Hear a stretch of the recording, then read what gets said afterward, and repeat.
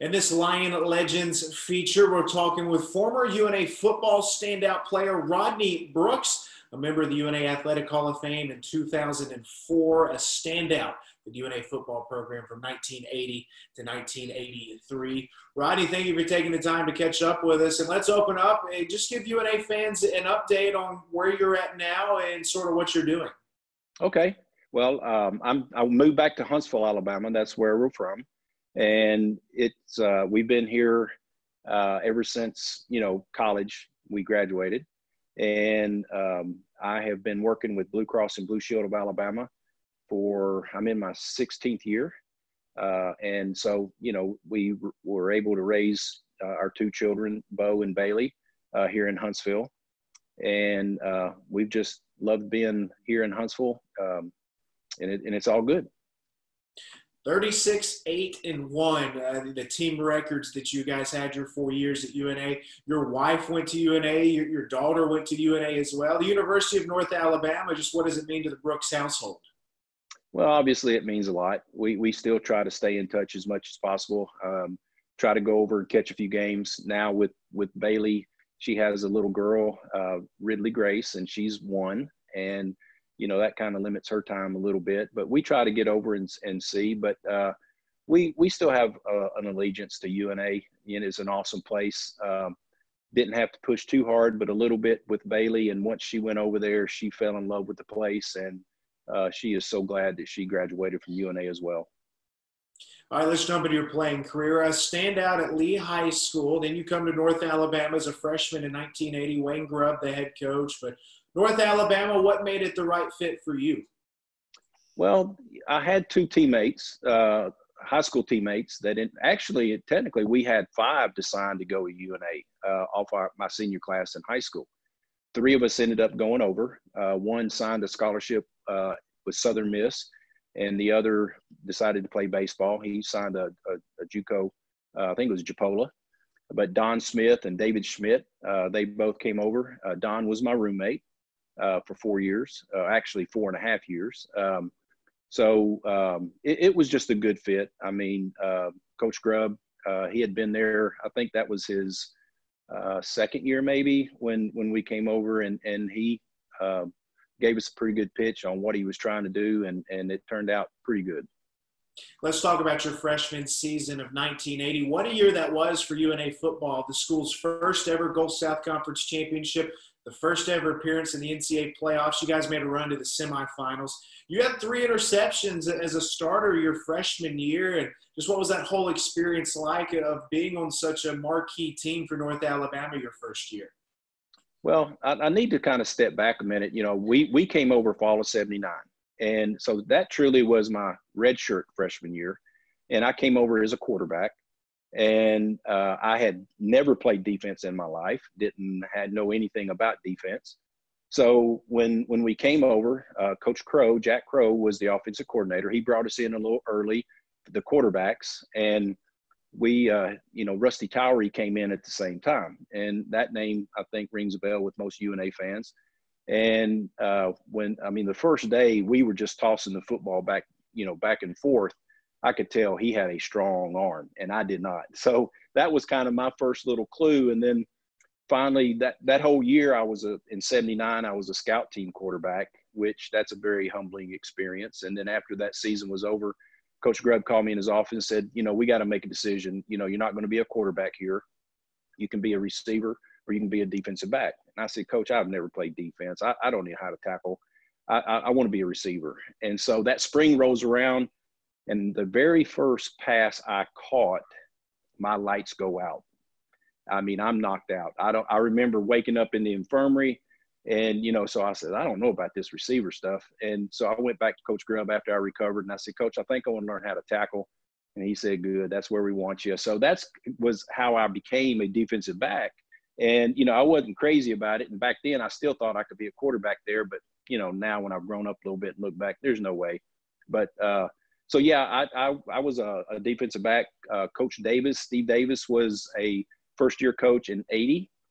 He was my defensive back coach. Loved him. Still try to stay in touch with him. He helped me learn how to, become a defensive back. And I think with all my history of being a quarterback, because that's all I ever was, Pee Wee all the way through high school, it really did help me. So they threw me at corner, and that was an experience in itself. But it was again, I felt like I came through the learning curve pretty quick. I was backing up a defensive back. His name was Steve Harris. Steve was an awesome corner, an awesome player. He broke his arm second game of the season, and it put him out for the rest of the year. And so they had to throw somebody, to the wolves, so to speak. They gave me a chance, and I was able to satisfy their need at corner. And, corner was a whole lot different. And Coach Hyde, he was the defensive coordinator. He was able to scheme things to where he didn't put me out on an island by myself too often. So, with just getting the 3 interceptions my freshman year, I felt like it was lucky. I can still remember the first one. It was at Delta State, and I was tackled on about the 2-yard line. I should have scored, but I didn't, So those memories, I don't think I'll ever forget. I was actually going to ask you about some of your interceptions. 17 career interceptions. That's still the school record at UNA. And you think about all the great defensive backs that have come through over that time, still holding that interception record. It's quite the accomplishment. 3 as a freshman, 8 as a senior. There was one game against UT Martin, I believe your junior year, that you had 3 interceptions. Are there any other memorable games or interceptions that jump out at you? Oh, they really, the first one, obviously I'll never forget. I do remember the UT Martin game. I'll go back to Coach Hyde and the people that were around me. We had Daryl Smith, Bruce Jones, Gary Davis, and, those guys, they could be on an island with people. So it freed me up a lot. So again, Coach Hyde was able to scheme because, I really am still questioning how this record is still standing, but I think it's because the people that were around me, and I don't think quarterbacks look safeties off back then like they do now.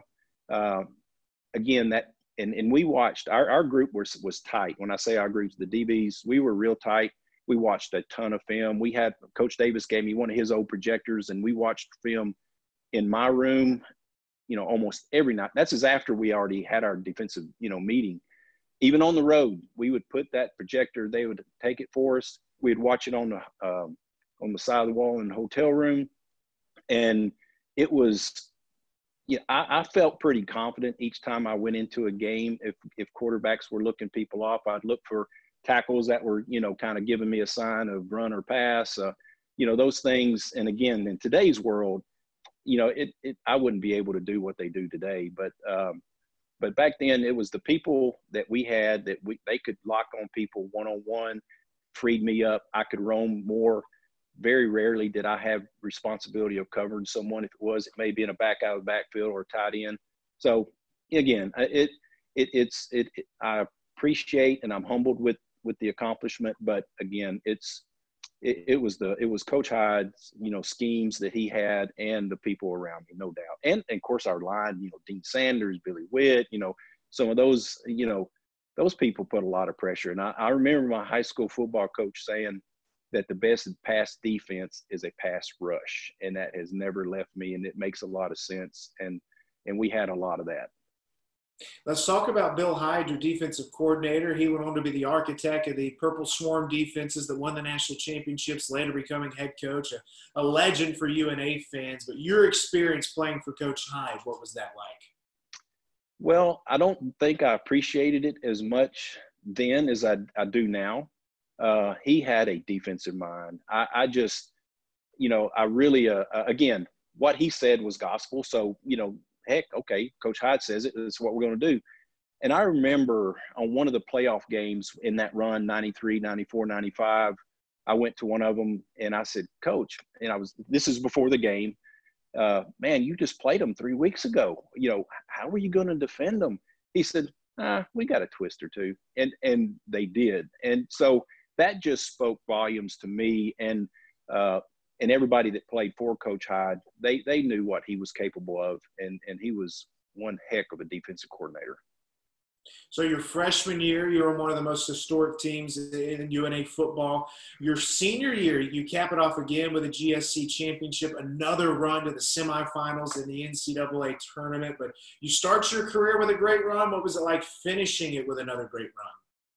Well, that's how you want to, finish. You want to go out on top. I mean, we wasn't technically on top in the nation, but I still say that team, Central State of Ohio, I think it was, that beat us that second round.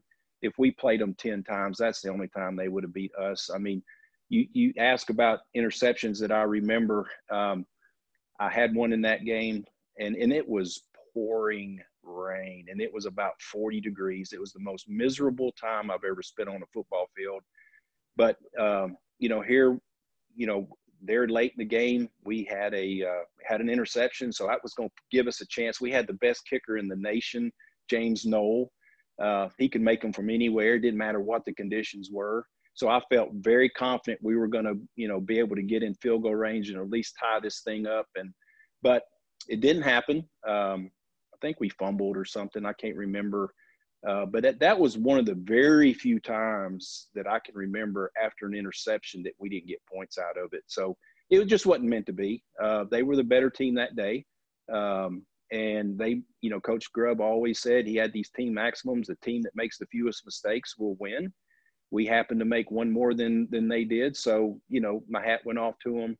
But it was an awesome experience. I really felt like nobody could beat us. I had confidence in our offense. We had Rusty, we had Mike Gilly, Chuck McCurley.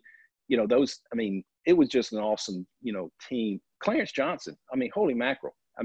You couldn't touch him in a game of two-hand touch. He scored a lot of touchdowns that year. So we were very good, but it just wasn't meant to be. So you look back at your career in the 80s, you guys really laid the foundation for what became the run of the 90s, the success in the 2000s, to where UNA is now at the Division I level. And do you ever think back and reflect on what you guys accomplished and what it helped UNA become?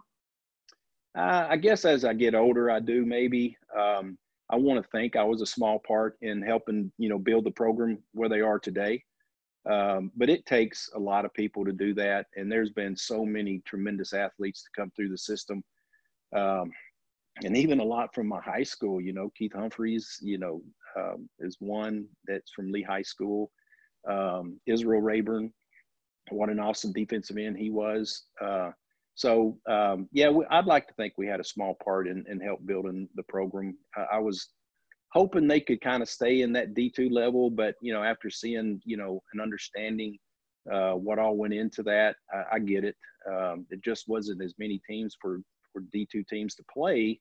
But, it is the times. It is time to be out there with the big boys. And I think we'll, be able to do it, get through, we're going to skin our nose a little bit through these times, but I think the right person's in the job to get us there. Last thing for you, you were drafted by the Michigan Panthers of the United States Football League. And what was that whole run like being part of that league? That was very interesting. When I went out to Phoenix for camp, I just was in a whole new world. They did put me at strong safety. They didn't want me at free. I still say I would have made the team if they had left me at free, but I still thought I was a quarterback too back, in the day. But there was a guy by the name of David Greenwood who was the starting, strong safety. He kind of took me under his wing. He helped me a lot. I always say Anthony Carter was the one who sent me home because we'd have one-on-one drills with the DBs and receivers, and none of the veterans would want to go against Anthony. So they pushed me up to the front. So here, this little rookie's got to cover Anthony Carter. But no, it just wasn't meant to be. There was another guy that was the backup strong safety. I can't remember his name. He didn't really practice that much. He was hurt, and he was holding out too with a contract or something. And when they signed him, like the next day is when they released me. So they were just kind of waiting, keeping me to see if they was going to be able to sign him, I think. But it worked out that way, and it was all good. UNA's all-time career leader in interceptions, a Hall of Fame member in 2004, an outstanding career at UNA. Rodney Brooks, thank you for going down memory lane with us. I really appreciate it. And again, it was a very humbling, time. I really appreciate it.